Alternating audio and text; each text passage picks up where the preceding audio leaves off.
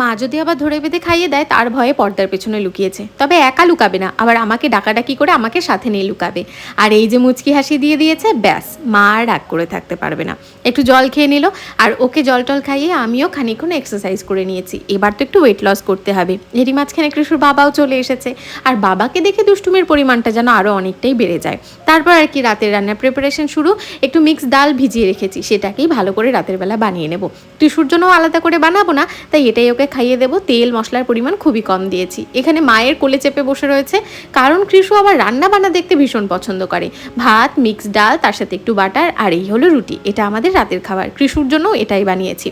রাতের বেলায় skin care করাটা কিন্তু অবশ্যই জরুরি। একদম সামান্য কিছু স্কিন কেয়ার করি, আর তাতেই কিন্তু স্কিনের কন্ডিশন আগের থেকে আমার অনেকটাই ভালো হয়েছে। কালকে আবার ছেলে স্কুলে জন্মাষ্টমী সেলিব্রেশন হবে, ধুতি পাঞ্জাবি প্রেস করে রাখলাম। আর এদিকে আবার ছেলেকে দেখো এত রাতে কে ফোন করেছে, আর ফোন নিয়ে সে কি কায়দা করে কথা বলা।